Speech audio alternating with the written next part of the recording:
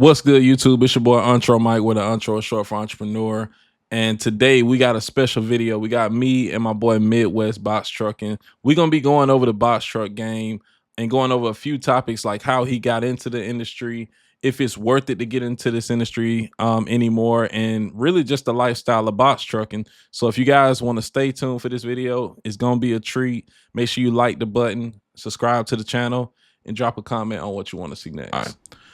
All right, man. We got my boy Midwest on the screen. How's it going, Midwest? All right, what's happening, Mike? Man, it's going straight. It's going straight. So, just to let's go ahead and intro them both into us, right? I'm pretty sure most people watching my channel know I come from box trucking in late 2020. I pivoted over into hot shot in 2021, whereas now I'm a commercial auto insurance agent. And for Midwest Box Trucking, he been in the game, I think, maybe a little longer than me, right? Actually, no. That's incorrect. You've been a little longer than me. I Yeah, think that's you what what it is. Yeah, you're right. what 7 years? Yeah, no. I thought you got in 2019 though. You know what? You're right. As far as trucking in general, yeah, I started in 2019. But But I'm box thinking trucking. when I started watching you on YouTube, yeah, I was already in a Sprinter van. So yeah, you're right. Ah, okay. Yeah, But I'm you've been incorrect. kind of yeah. So you've been in the trucking industry longer, right? But you just box trucking. I might have been in a little bit earlier, Yeah, about a basically. year or so. Yep. Okay. And that's what confused me because I was watching you and Demetrius B on Yeah. YouTube. But now that I think back on it, yeah, I was in a Sprinter van expediting at Okay. that time. So yeah, when I saw the box truck thing on YouTube, it's crazy because yeah, I just like right now I forgot about the whole Sprinter van thing. And Exactly. my eyes was on just, box trucking and so forth. So I mean, yeah, that's kind of how I got started, pretty much within box trucking, but in trucking in general, I started in 2019, yeah, in a Sprinter van. Okay. And why would you say you got into the logistics industry? Why not just work a regular 9 to 5? Why deal with the hassle of being an owner operator in 2019 or even today? Like, what made you do it? For me, I felt that I would do better doing something from, my own, I don't know how I want to put it, but, just working a job, and I Yeah, did that for a long time. I've done security, when I left the job force or the job industry or whatever, pretty much I was a CNC operator. So I okay, was doing that. I kind of did some research on YouTube, caught on to some cargo van videos. And from there, I just decided that that's what I wanted to do. And okay. for me, just in hindsight, I was thinking that, that would work out better for me, being a owner operator, having my own small business and so forth. And just, today looking back, it to me has worked out for me, coming from the job market, job force, whatever you want to call it, Yeah, and moving into, being an owner operator, for me, this is much more fulfilling than I got you. working a job. Just being 100% honest with you.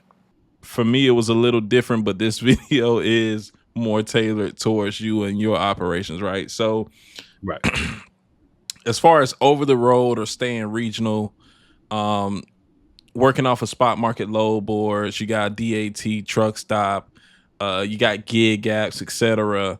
How do you feel about that side of the industry versus Amazon Relay? Because if I'm correct, you're more on the Amazon Relay side now, but you've done Yeah. both, right? So how do you feel as Right. far as either a new business coming in, you're more tenured, 5, 6, 7 years into the industry? Um, what's your like not what how do you feel about OTR versus Amazon Relay basically? Me personally, if I could give advice to somebody starting up, I would keep my options open. Okay. Now, Amazon is okay for a local type deal. But honestly, right now, you know, with just what we're seeing with prices of fuel, insurance, just operation costs in general, you have to kind of diversify and Yeah. keep your options open. You want to be able to use, as you stated, DAT, maybe have your options open to run Amazon Relay and also, have access to at least 2 or 3 gig apps. Okay. That's kind of, my piece of advice. Now, if you want to contrast it, Amazon, in my opinion, people view it as being easier. Yeah. It's simple. That's at least the way it's put out. Me running Amazon Relay, I understand that it's a lot of loopholes. Yeah. It's a lot of things that, can get you sidetracked pertaining to performance and just things of that nature. So you have to be careful. And I think it's a misconception, and a lot of individuals look at Amazon as easy, Yeah. but it's easy to end up in a rut or, a tight spot.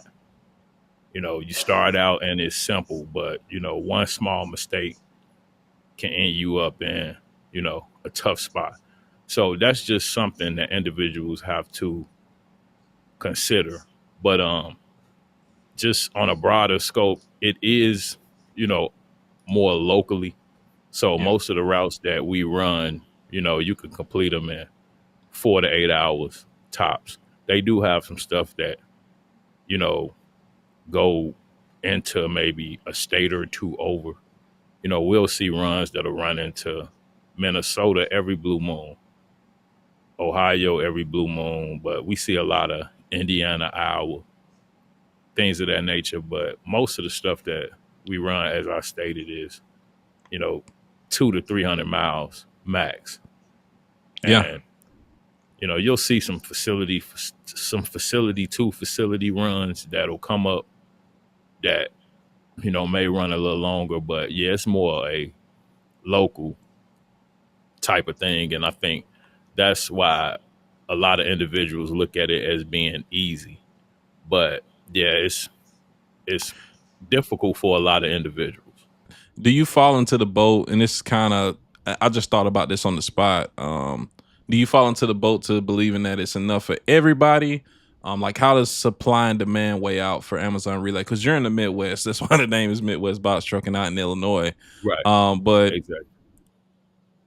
how much volume is there realistically on Amazon Relay for your specific market? Are you ever feeling like it's oversaturated, a lot of competition, or is there still room for people to enter the industry and kind of find their spot after 6 months in the industry? First off, I will say is, highly saturated at this point. It's also highly competitive. Yeah. If you have an understanding of how to operate within this market, you could still do fairly well. Yeah. But it, once again, is very competitive.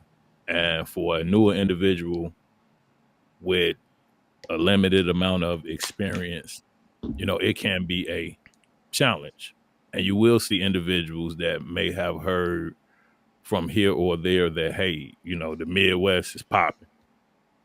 And they'll come here, camp out, and realize it's not as sweet as it seems. So I think that's something that a lot of individuals need to take into account as well, especially pertaining to specifically Amazon Relay. Now, if you're looking at DAT, once again, you have access to gig apps, which you could utilize in this market. And then you have Amazon as well. Then you may see some success. But even with all of those tools set up, it's still going to be somewhat of a challenge and highly competitive in a market like, the Chicagoland area, surrounding areas, Detroit, even Ohio, because when I expedited, worked out of Ohio. And it's a lot of opportunities in that area as well. I did a lot of work in Columbus, some work in Cleveland, and areas of that nature. But yeah, even in those markets where it is opportunity is still highly competitive. I have seen pertaining to my market, you know, Wisconsin, Kenosha, Yeah. Milwaukee.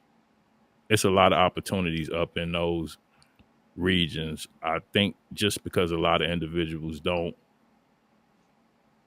really prefer to run up in those markets, as well as Not in the like some winter. areas. Right, Yeah. exactly. The winter, and then I mean, even outside of, you know, the cold season, you know, it's different. You know, Really? similar to Indiana. You'll see Indiana runs just sit, Wow. you know, and the rate will go up, and certain areas individuals just don't want to run into. Could I actually show something that speaks to exactly what you're saying? And it's crazy because I just Definitely. made a load board video. Let me share my screen real quick.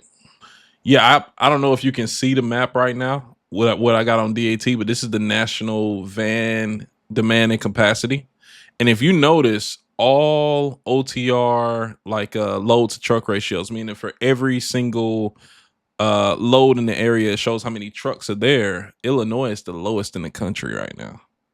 But that isn't because it's not a ton of loads. It's just showing the saturation within Illinois in itself. So, like you said, with Exactly. Wisconsin, it's still 2.6 to 5.4.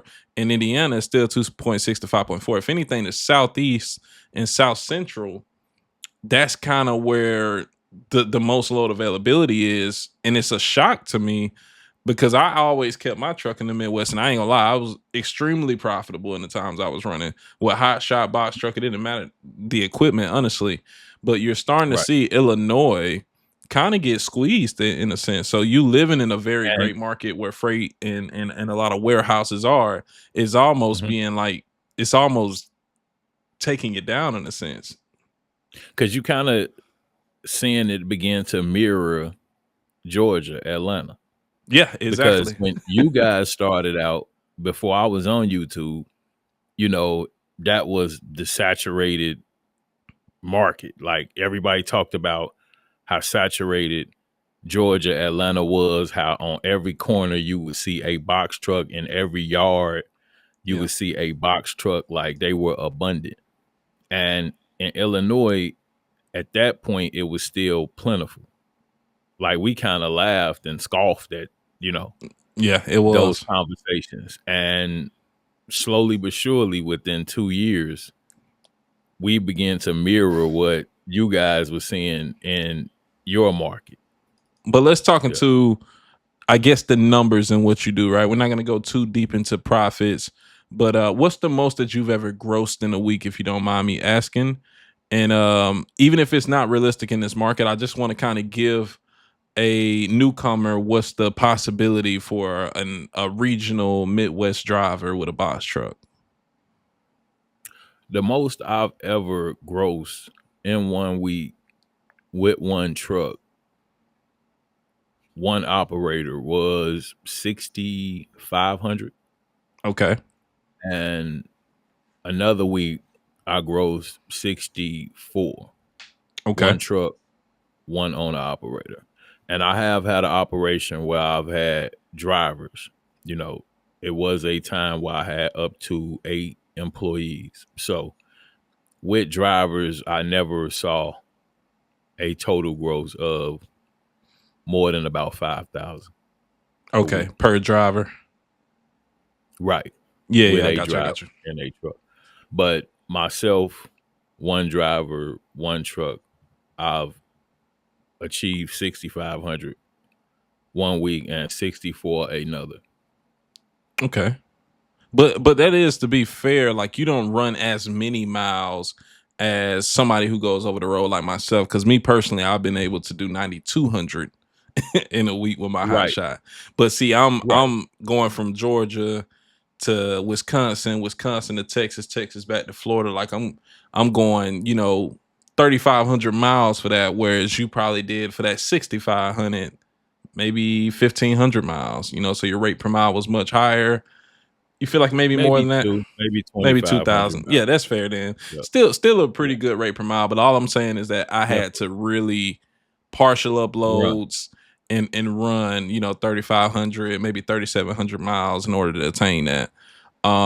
So that's pretty interesting though. So you said you had up to, were they owner operators or guys who own their own equipment? I had one owner operator, Okay. and he was a semi driver. We conversated maybe over a 3 to 6 month period of time. And I kind of thought he was just joking around. He was an older gentleman. I believe at the time he was maybe 68. But he Okay. kept, every time he would see me, because I had a buddy in an area that I would swing by and kind of holler at every blue moon. And it was an older guy. He actually would be in his semi at that time in a yard in the area. And he would see me and we would talk, just usually initially general conversation. And then he will inquire about my truck, what I did, and things of that nature. So him being in the semi, he was like, "Hey, I want to rent a box truck, and maybe we could work together Okay. with, Amazon." And pretty much, I just kind of thought he was just talking, oh yeah, whatever. But him being in the semi, I didn't kind of take him serious. But yeah, he eventually ended up getting a box truck, a 26 footer from Penske. Okay. And we worked together for maybe 3 months. And eventually he popped up with his own Amazon account. And I believe he did that for maybe another couple months. And there was some situations that kind of arose with his account. So it was kind of short lived. So you mentioned using spot market load boards like your DAT, your gig gaps. Um, and it sounds like you're actually able to use Amazon Relay in there too as like a combination of all of them. Like you utilize every apps that you can. Could you walk me through like a week of your trucking lifestyle? Like how many loads do you feel like you're booking a week to attain, let's Mhm. say 3,000 to 4,000 gross a week, right? Like what's your lifestyle like Monday through Friday, or if you just want to say a few business days, like how does that work? Well, normally, just pertaining to Amazon, my work week starts Sunday morning at 12 a.m. tentatively. Because if you run a load at 11:30 p.m., that could be charged to the previous week. Mm, So it just kind of depends on how the system pays out that load. It could go either way. But okay. tentatively, my work week starts at 12 a.m. on Sunday. And this is something I'm going to touch on in like some future content. But usually I want to try to hit the ground running. A lot of Okay. individuals tend to use Saturday night to kind of take a break, go out, party, whatever, you know, may be the case.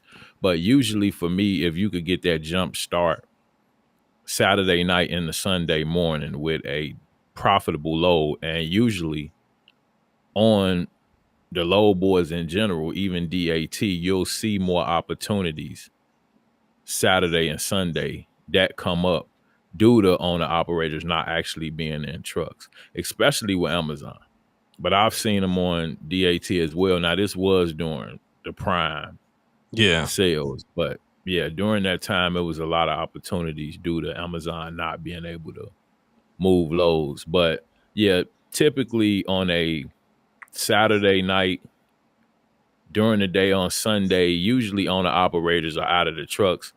The rates are usually elevated, and those opportunities you can also negotiate on to increase the rate further. So me, usually Saturday night, I'm looking to secure something that's profitable and above average, some type of rate that we normally won't see during the week. Usually they'll be a little higher. Sometimes you could catch some maybe going 200, 250 miles for maybe 750, 800. Okay. That's a that's a great start to the week. Solid. You know, Sunday morning you got 800, in the bag. And usually if I run Sunday night, then I'll typically run or yeah, Saturday night and the Sunday morning. I typically run Sunday during the day as well. Okay. So it'll be short opportunities that I'll pick up there. And, if I'm effective and the lows are moving right, usually by Sunday night, I could already be at maybe $1,200 for Solid. the week, you know, and you still have to the next Saturday at 11:59 or Sunday at 12 a.m. to run. So yeah, sometimes by Sunday night I could be at 12 to 1,400. Run a Sunday night, maybe another long one, and you know that may be 500 to 700. So you say Monday morning, I'm approximately at somewhere around Around 17 two. to Yeah, 19, 17. Yeah. right up under two is usually Yeah. where you'll be at, by Monday morning. Usually in my market on Monday, the lows are abundant. It's the beginning of the week. Amazon's moving stuff around Monday and Tuesday. See, I'm giving a little game right now, but Yeah, that's what I already yeah, know. You gave the yeah, game yeah, by telling the weekend, you know what I'm saying? Saying that the race are exactly. elevated. So I mess with it. Yeah, yeah, but yeah, Monday, Tuesday, the lows are more abundant, and during the day, those short runs for $6, $7, $8 a mile, going 17, 25, 35 miles, usually abundant. So once again, by then, I'm right around maybe up under 2 grand. I'll run a few of those, permitting, time and rest, because you have to factor that in as well. For You sure. know, when you run in this manner, you're gonna bog down. You also have to, abide by hours of service. So kind of what I'm saying is you could probably get a short one or two in Monday and be right up over two, by Monday night. And I'm kind of going in depth, but I'm just You giving you a good. You typical good. week, So how yeah, you obtain, 4 or 5 grand. But yeah, by Monday night, yeah, usually, you know, you may be right over two. And once again, I'm trying to go long because, like I said, I try to come out strong, yeah, you know, and eventually, like I say, rest, hours of service are going to play into the story. That's why you start out, and make as much as you can initially. And kind of what I'm getting at, usually by Tuesday night, I'm right around 3 grand, okay, that's maybe fair. give or take 2,800 or so. So, you kind of got to have a system if you want to, make 4 or 5 grand a week. And that's why I kind of, like I said, utilize Saturday night into Sunday, short runs on Sunday, short runs on Monday to kind of, get to that. If you start your week, which you'll see some individuals will, Monday night, Tuesday morning, that's more of a 2,500 to a $3,000 week.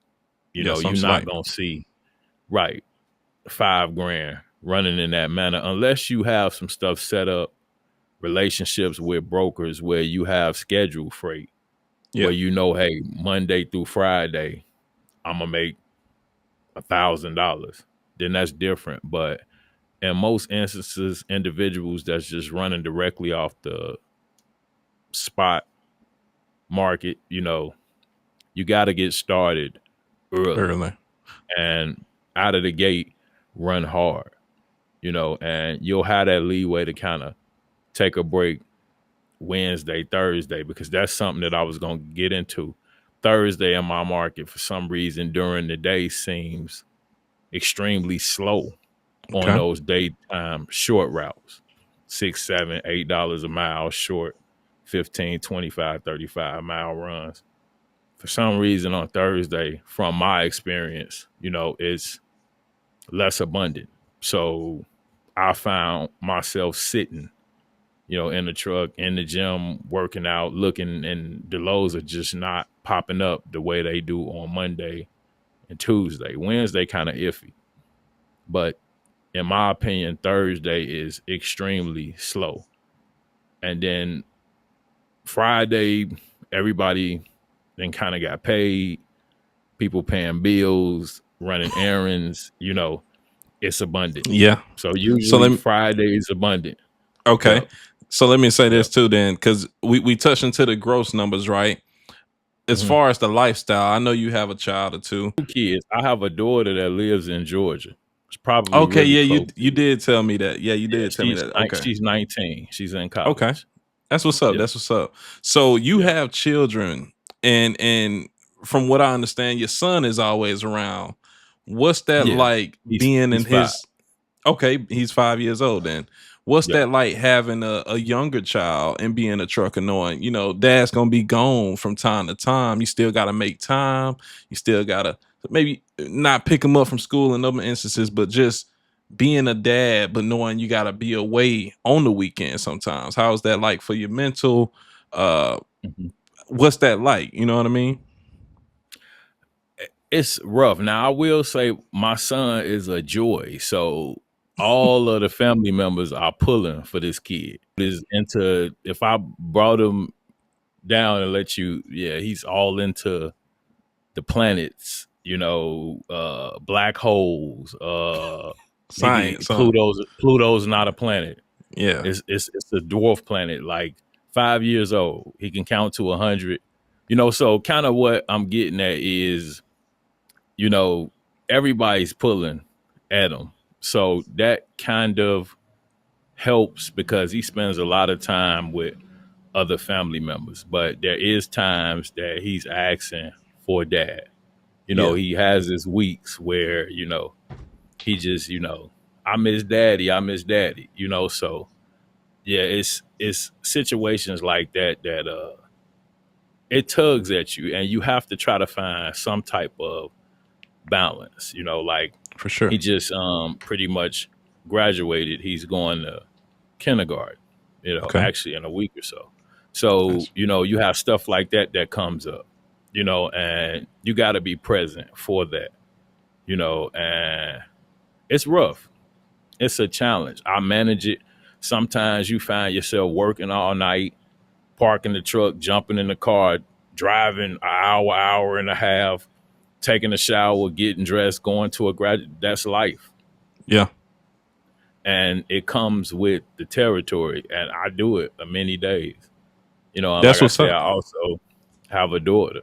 And, I can't leave her out of it as well. She's very, self-sufficient. She kind of remind me a lot of myself in a female version. But yeah, I can't forget about her as well. Like I said, she stayed pretty close to where you are. She had a graduation, high school year Yeah. ago. Had to shoot down there, drive down there, get dressed in the car. I was clean, but I had to, Yeah. I had to drive. I was fresh. The pictures was on point, but yeah, I had to do some. So this is just kind of what I'm getting at with being, a parent Yeah. and also trucking. You got a truck, and then you have to show up as well. So it's rough. It's a challenge, but the kids have expectations, and you're not gonna get away from that. And you know why I wanted to ask you that honestly is so people can realize when becoming an owner operator, although you can somewhat create your own schedule, you still got responsibilities. Whether that be your child, whether that be the bills in your truck, and you're just giving scenarios of where you can be able to make both of them possible. But it's Mhm. not you just take the week off. It's not you take the month Mm-mm. off and then just have time for your kids and have time for yourself. It's a No, because the lifestyle. bills still right. The bills gonna Yeah, still come. That insurance exactly. still do. You know, truck note still gonna come. The next time you run, you're gonna need fuel. So Yeah, you can't, blow a bag and then come back. You need money to operate as well. So all of this stuff, yeah, it plays into it, and it's just part of being a responsible business owner. Like you have to exactly. factor all of this stuff in and have something set to the side to be able. And we not speaking about what this stuff costs because I don't drive my own car a Yeah, 1,000 miles. So is you renting a car, this fuel, and I'm talking about as on the side of being a parent, yeah, and the stuff that you have. So all of that plays into why you do have to operate and, keep the truck moving as well. Even if that's with a driver, I choose not to utilize a driver. From what I'm seeing in 2025, a lot of owner operators are choosing not to utilize drivers. It's a lot of things that go on. Some you may catch snippets of in Yeah. content. A lot you won't see. It's stuff that I just will not post. It's very It's emotional. videos. Yeah. So it it's just kind of, to each his own. But I choose to operate without a driver, and this keeps costs down first and foremost. I think a lot of individuals coming in want to come in, put somebody in a truck, and then kind of play a back role and just kind of give instructions without having a full understanding of their business in general. And that's a big mistake because, first off, people are not going to give you the full story. They'll give you half of the story, but you won't get the full story. And oftentimes, once you've been in a truck yourself, you'll have an understanding of, different aspects of the day to day. And that'll help you kind of figure out what's actually occurring as opposed to. So it's just like, yeah, a lot of people, Well, let's talk about move. this then. I didn't even have this as a topic on the screen, but how do you feel about content creation and its impact on trucking, right? We still make content for the box truck industry, whether it's in educational, whether it's in vlogging. You got streamers now in this space. What do you think content creation has done to trucking? Do you think it's all negative? Do you think there's any good? Like we know there's some people out there who make too much fluff type content that isn't realistic. What's your view on the content creation in this space? It's taking a toll on the trucking industry as a whole. I mean, just being 100% honest, and we all have had a part in it. A You, leg in it, me, yeah, people before you and me, Demetrius, we all have a part in it. And it's positive because a lot of it's changed a lot of individuals' life. But for individuals that were in trucking, say 10 years back, I understand their viewpoint as yeah, well because we saw an influx of individuals, say 2020, 2021, enter. A lot of individuals who were not serious about trucking in general. They just saw it as a get rich quick scheme, a way to get a quick check, to flip and move into something else. And individuals started these trucking companies, they saturated markets, and ultimately, when the going got rough, they quit. But that revolving door still has an impact on the trucking industry as a whole. So individuals constantly entering and constantly exiting, you know, kind of messes with the balance of the trucking industry as a whole. And it's not just content creation. I'm just, yeah. we're Overall, accountable yeah, for, our part in it. It's a lot of other factors that play into saturation as well. PPP loans, where yeah, individuals had money from fake businesses that they wanted to start real businesses with, and they were looking for an outlet. So the trucking industry was an easy route. I start a trucking company, I get a semi or a box truck or a cargo van and legitimize, this illegitimate money. So we mm, saw a lot of that played into it. So can we blame the government? Who? So I mean, content creation had a part in it, but funds that were given out and individuals looking to capitalize, on yeah, opportunities and trucking, and other small businesses were avenues. You saw a lot of hair shops, nail stuff like that. for sure. People just looking for something to, brand and you know run a small business with. That's a good So point. I mean, how I look at content is it's a double-edged sword, right? So I don't even know what came across me to start making videos. It was just something in me when I think learning. I that's felt like, everybody. yeah, it's just weird. It just came to me to pick up the camera and record. Yep. Now I know I have an impact, especially within LTL and making content. But one thing I've never done and what I will never do is force people who are getting like force people into the industry, right? If they're looking for the information and they stumble across my channel, great. Hopefully they find something that they need and they can take from it and learn from it. But one thing I Right. won't do is say, you know, you can get rich with box trucking or hot shot and cargo vans. You'll never go broke again if you get into this industry. That's never Right. that'll never be Clickbaity. something that I yeah, that'll never be something that I teach or instill within my content. I just want it to be educational. So I like Exactly. having other people who are still in the industry, not on the service side like myself. You know, I do the trucking insurance. You're actually still an owner operator in the truck, to kind of give people the reality of the situation. Because, like you said, I mean, over 200, I think 225,000 authorities were made after 2020 up until like 2023. So that's a major influx of people. And while I do think those people were coming in and try to change their life, myself included, yourself included, with starting box truck from cargo van, there is a lot of negativity that has come from it too, because a lot of people who made those videos, who've made these courses, these mentorship programs, they're not doing it for good intentions, right? So I think that's why I continue to make content to kind of combat that type of content that's still in this space. Hmm. Are there some good people within this industry? It's a few, right? It's not a ton of them, but Right. like I said, with I the agree. content, with the good, you got to take the bad too, and you can only do so much about people who want to scam and get over on people, right? Exactly.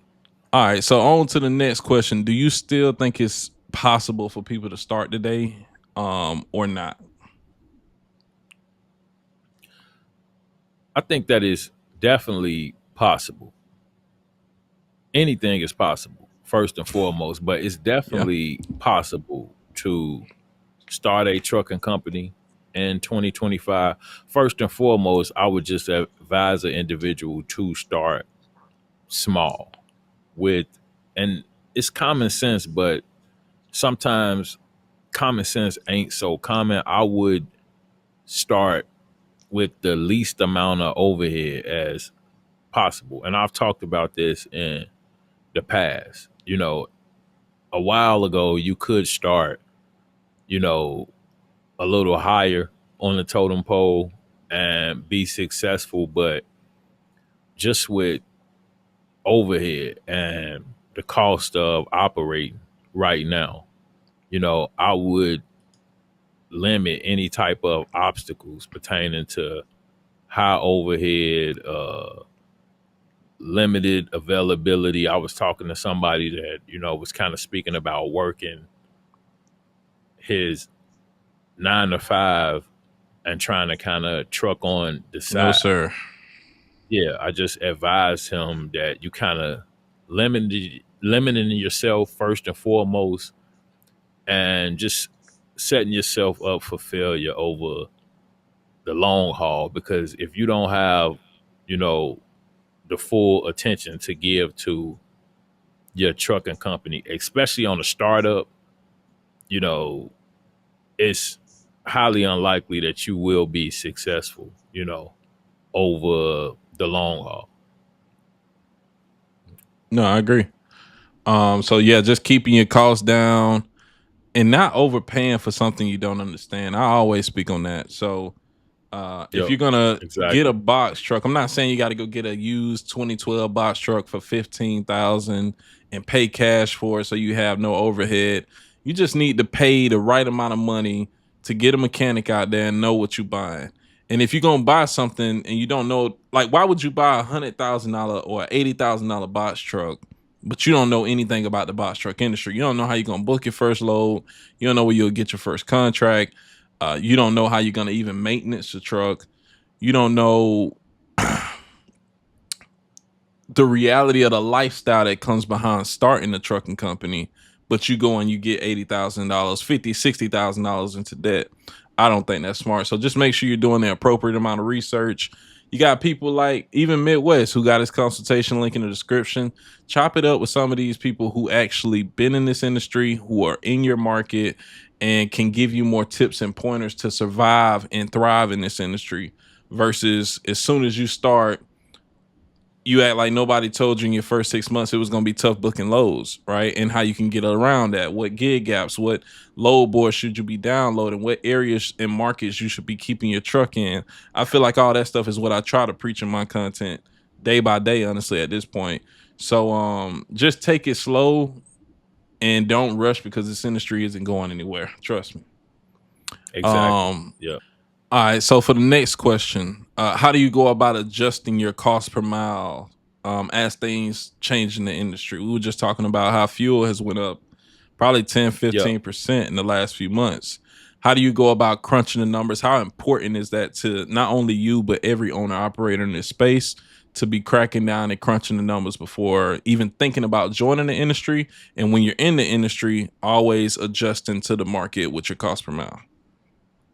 Definitely. It's extremely important. And in my opinion, you want to be crunching the numbers pertaining to your cost per mile every 2 to 3 months, at least every 90 days, with fluctuations, as you stated, pertaining to fuel, as in the price of fuel per gallon, as well as truck operation and what you're getting pertaining to miles per gallon. So that's something that you kind of want to think about, and be keeping somewhat of a gauge on. I think a lot of owner operators kind of overlook that. And a lot of things play into that. Something as simple as tires being Yeah. underinflated can cause you to burn more fuel. So that be something that you may not calculate into your costs. And it may seem minuscule, but on a broader scale over a longer period of time, something like that could cost you in the end. So just paying attention to how much fuel your truck is burning and also gauging like fluctuations within fuel prices, because right now on average, I believe if you just pop in a normal mom and pop fuel station, on average diesel is about 369 per gallon is what Yeah. I'm seeing.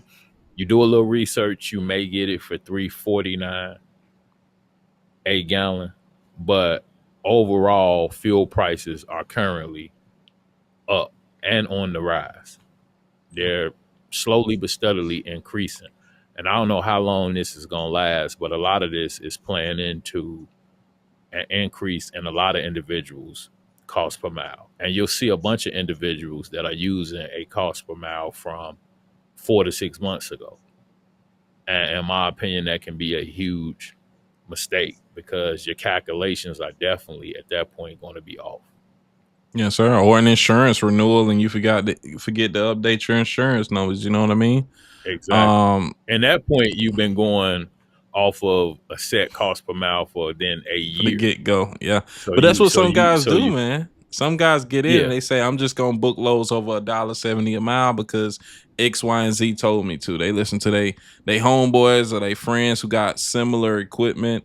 Hey, what you running loads for? And they don't think about cracking down their own numbers. They don't think about not only miles per gallon, but yeah, I was gonna say that like for different trucks and the type of loads you're hauling, what is the average weight of an Amazon relay load? Like, is it 3,000 to 5,000? Like, it's not that heavy, right? nah. Most Amazon relay loads, in my opinion, are gonna average between 2,000 and 4,000 Okay. pounds. No, if you getting something going to one of the markets that usually see a higher volume, you may get 12 skids. So you may see 5,000 pounds on a 26-foot box truck load. But on average, between 2 and 4,000 pounds, I've recently had loads that were 6 carts. So Mm. that load wouldn't have even been over 1,500 pounds. Okay. So you can Individuals. will see loads that's 2 skids that are under 1,000 pounds. So just Yeah. in total, most Amazon relay loads are on the lighter end pertaining to freight. And I just wanted to say your miles per gallon for your truck is way higher than the normal then. Because most spot market loads on the load board, like a DAT, are going to be 6 to 10,000 pounds. So your miles per Absolutely. gallon riding in Illinois on flat land, you might be getting 10, 11 miles per gallon if I'm not mistaken. Might even be up True. there, sometimes you might even skid up to 12. So if I'm running over the road, let's say I'm running through PA or West Virginia, Tennessee, where there's 7%, 8% grades, and I'm hauling 7, 8, 9,000 pound loads, my miles per gallon might be 6 to 8 miles per gallon. All right. And I'm still Correct. draining the same fuel prices that you are. So my costs are going to be probably 20 to 30% higher for fuel than yours would be. But people don't think about the common sense in that in itself and why you need to be adjusting your own numbers, not worrying about what everybody else is running their business margins for. Yep. So that's Exactly. a great point. And Yep. And then when you speak on those hilly areas with those 8% grades, now you just talking specifically about fuel. yeah, We're not talking about the type of maintenance that you're incurring terrible. going up those type of grades day in and day out. And we have some here.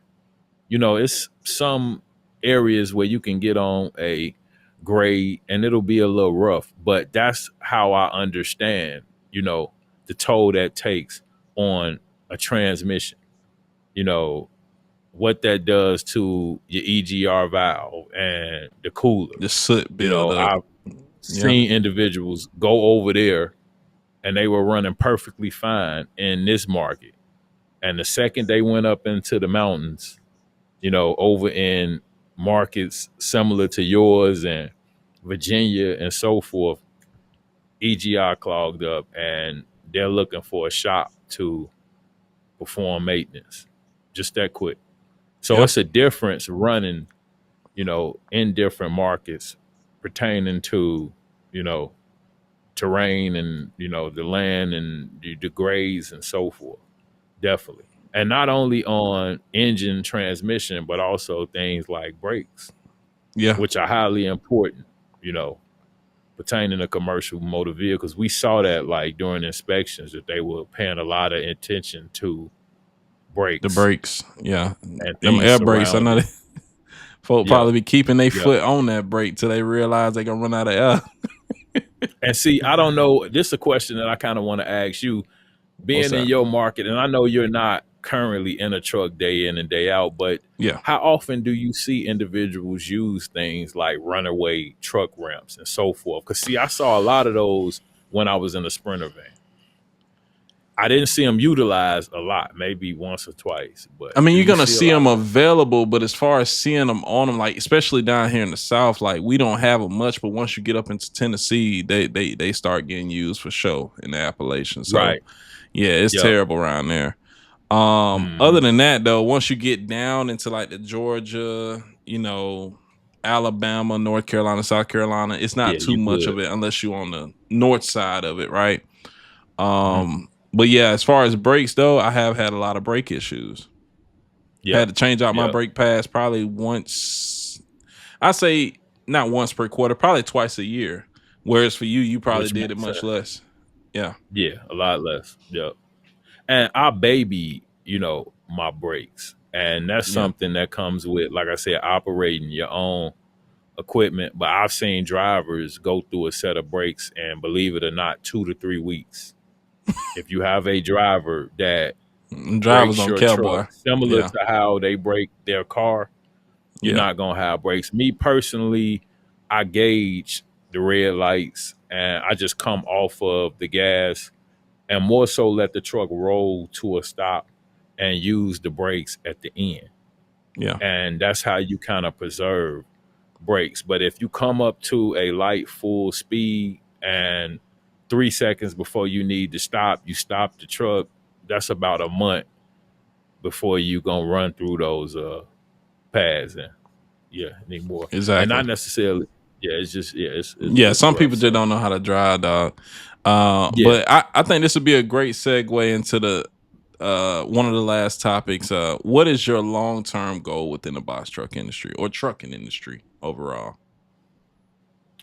me personally, I want to use trucking as a stepping stone to start another business, actually two other businesses, which I won't say exactly what those are. I'll speak with you privately on Yeah, that. But it's that's cool. two That's other cool. businesses that I want to start that I can do into my older age, which require very little physical Okay. exertion. So yeah, I'm trying to get into something where I can kind of sit at a desk and talk over a phone, have a couple guys doing things around where I am, and I can kind of supervise them Yes, sir. and just kind of play more of a back role because I've been extremely active in my business this now 6.5 years that I've been in business. We kind of talked about drivers. I talked about the owner operator, but Yeah, I didn't get into the other the individuals. But in specifics. total, I Yeah. had, yeah, 8 employees, 2 females, 6 males. A couple were loaders, so they never drove a truck. Actually, 3 or 4 were loaders Hmm. and 6 were actual drivers. And that was an experience in itself. I came on YouTube shortly after you, Yeah. and I obtained those drivers, I believe, mid to the end of 2022 into 2023. If you look at my particular page in 2023, there is very little content. When I Busy. had drivers, I believe I made 2 videos over that entire time frame. And yes, it was a struggle. I had a driver come from Texas and work with me for 3 to 6 months. And yeah, it was a struggle. It was a bunch of unfortunate events that actually didn't, even pertain to me in general, and that's something that I've talked about. Just a driver, their personal life, dealings, things that occur that are out of their control can, affect the day-to-day dealings within your business. And if you have a driver and they're not in the right state of mind, their emotions are, all over the place or just having issues. Some people at particular times in their life just may be stuck in a rut. And as an owner operator, unfortunately, sometimes that'll be your driver at that point in their life. And Yeah. I've seen that. In the little time that I had drivers, they were just going through different life situations and dealings. And it trickled back onto my business because you wouldn't think that. But yeah, if your driver isn't in the right headspace and you're dependent on them and you've removed yourself from the truck completely, that can become a struggle just to maintain, the day-to-day operations. And then you fall into the spiral of hiring other drivers, how your previous drivers feel about you hiring new drivers, then the training process with the new drivers, the the high turnover rate, the revolving door with the Yeah. new, so the cost of hiring. So yeah, it just gets crazy. Yes, I could sir. go on and on, but yeah, a year's time, I think I made 2 videos that greatly affected my growth on YouTube. But just being 100% honest with you, if I had stuck to making videos, I would have ultimately in the end failed Yeah. because it took everything in me, to get through that time frame and just dealing with different dealings. It was just rough for me to, just navigate and being new to, the hiring, and managing process. It's just, yeah, it was a lot. So had I been trying to maintain a regular schedule, making content, I think ultimately I would have failed. I did the right thing, stepping back, which it would have been a lot of great content. And some of it in my shorts, you'll see drivers. You Yeah. know, I was with a driver picking up pallet jacks. You'll see drivers there. But the good stuff, I didn't get a lot of that.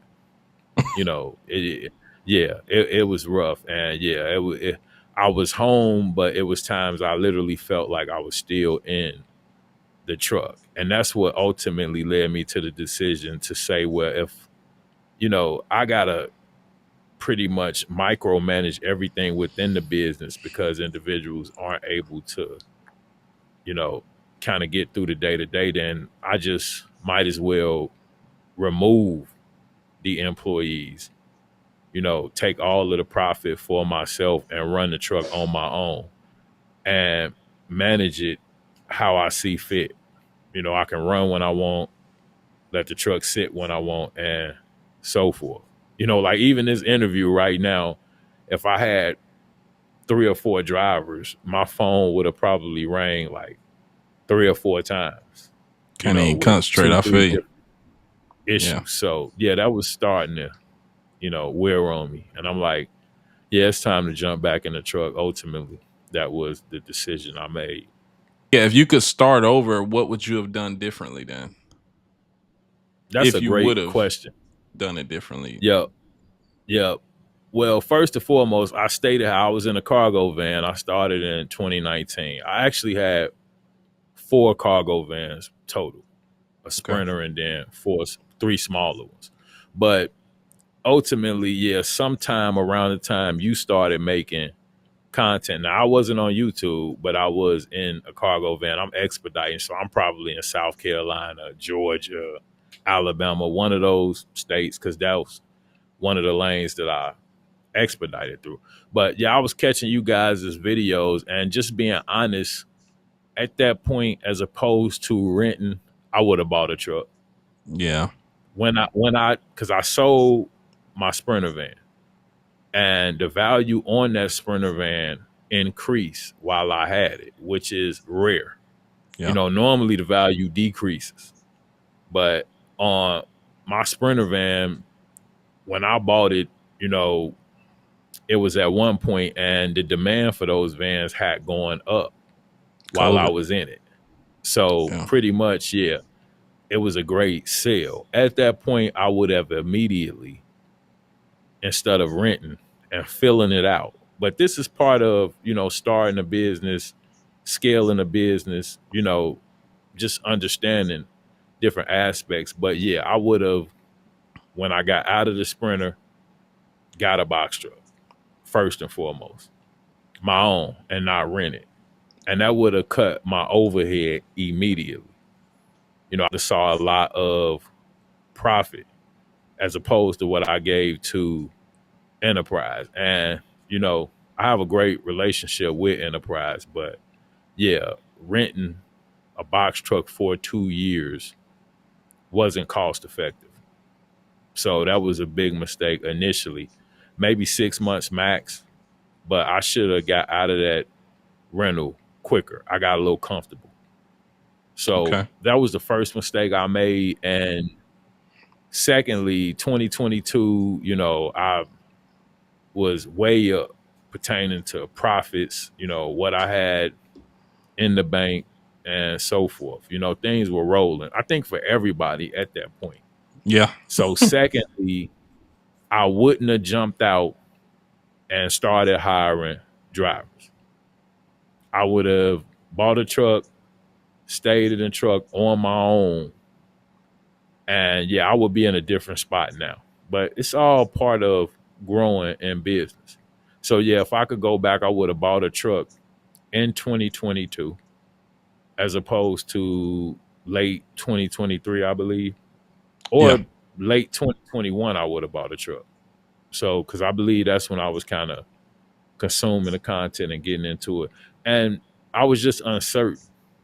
So in my mindset at that point, get a rental, fill it out, see how you like it, see how the profits are. At one point, I had the Sprinter and the rental, so I didn't immediately get rid of the Sprinter.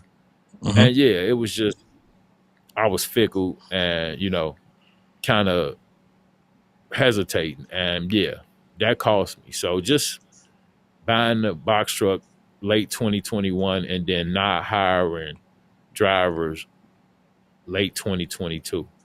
I would have been in my own truck, not a rental, and running it myself. And I feel like at this point, I would already be into those second businesses. Okay. But I think at the same time, a lot of individuals came in and left.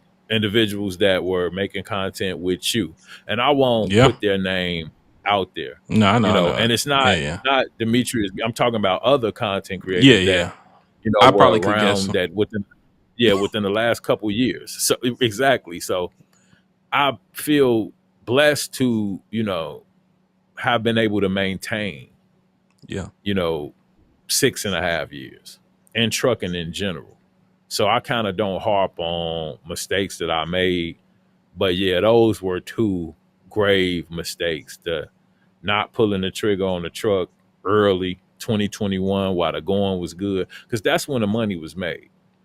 2021, 2022, and I'm playing around in the rental, Yeah, that was so that wasn't insane. smart. And then I was up high. I had some bands, probably I had like 15 that I had nothing to do with at that point. Yeah. And instead of securing the truck and running on my own, I thought scale and get two rentals, which is Yeah. kind of double stupid in my opinion. And that's what kind of threw me into that tailspin, because I had two rental trucks, half trained drivers that couldn't run them efficiently. And then I'm trying to deal with an owner operator, and he has his own mindset because he's 69 at this point. He's Yeah. from a semi, so box trucks are small to him. And, that's an argument in itself because he automatically knows more than me. So it's just a bunch that, I struggle with in 2023. That kind of gives you my backstory, why you will see that in 2023, where most content creators seen the most growth. That's when individuals picked up 5 to 10,000 subscribers like Yeah. that. My opinion, worth it to take that break, just to kind of maintain and stabilize the business, because just from hiring to getting rid of everybody was a process. And then get myself back into the truck and back used to the data, because it was literally a time where I was not used to being in the truck anymore. It was just phone calls all day. I might go to the truck once or twice a week, Yeah. and usually because it was some type of issue. But other than that, yeah, it was a time where I was pretty much home, actually. And I think I was more stressed then than ever.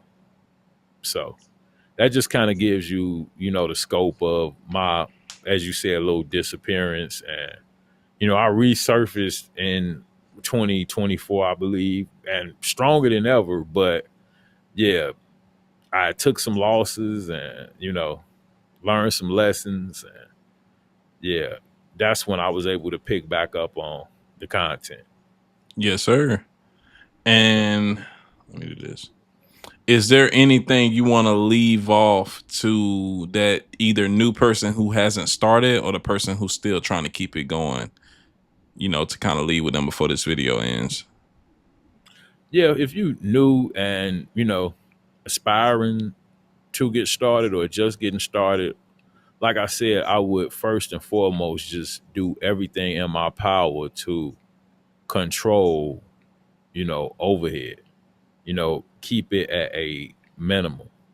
And also, similar to what I went through, rentals and things of that nature are not really cost effective at a point like this in trucking. So, if you have to utilize them, do it sparingly, get out of them as quick as possible. Trucks right now on the cheaper side. If I got a truck, I wouldn't get anything that wasn't a sleeper. That's a big plus. That's going to help you with hours of service. I was talking to an individual about the split sleeper berth where, Yeah. 7 to 7.5 hours on. You can split that if you have a sleeper, or outside of the truck if you kind of know how that works. But technically, it's a split sleeper berth, so the truck should have a sleep. But yeah, that would be my piece of advice. If you haven't secured a truck at this point, get something with a sleeper. Still have a 26-foot box. That way you can maximize on opportunities. It wouldn't hurt to get a refrigerated truck. That way you could kind of diversify on the loads you could get. I have a hazmat. That wouldn't hurt to have. Twit card. All of this is for the new guy that's starting up. And you could be 3 months in and still secure all of this stuff within the next 3 months. And it'll open you up to a lot of like military loads, things of that nature that you have to have certain certifications for, to obtain. So that would be to a new individual or aspiring individual, overhead and just certifications, maximizing opportunities, gig apps, things of that nature. To an individual that's in and looking to maintain, I would say broaden horizons. A lot of individuals are stuck in their own little box, small markets, running local, only Amazon. They barely want to run gig apps, don't want to drive outside of 150 air miles and things of that nature. You got to come out of your comfort zone in order to be successful. So if you're stuck in a rut and just looking for a way out, usually, the answer is to broaden horizons and do things that you have not done regularly. And it sounds taboo, but it's normally true. Take 30 days to do something different. Utilize other resources, talk to some different brokers, and you could easily see a situation turn around. And I've had, dark spots, dark times in business myself, but they come and go. Business, in my opinion, is similar to a roller coaster. You're going to have ups, you're going to have downs. It's more so how you handle those ups and downs and maintain, through those tough times and the rough spots, because they're going to come up. Everybody has unexpected occurrences and events. And once again, I always say this, but it just kind of comes with the territory in trucking. Yeah. So you have to kind of stay down till you come up. And, that would be my advice to new, aspiring, as well as tenured, struggling, whatever it may be. You have to stick with it and broaden horizons. Yes, sir. So shoot, man, I think that wraps it up. We've been we done did about an hour long video, and I think it's full of a bunch of information that people are actually seeking out. If y'all want Definitely. Midwest's information, if you want a consultation with him, his channel will be pinned to the top, so you can go and speak to him. Go and subscribe. Go drop a comment. And Midwest, I appreciate you for taking the time to let the industry know more about who you are and what you bring to the table, and more about your past. And I guess I'll see y'all next time. Make sure you guys like the video, drop a comment down on what you want to see next. Peace out. Definitely. Appreciate you, Mike. Y'all take it easy.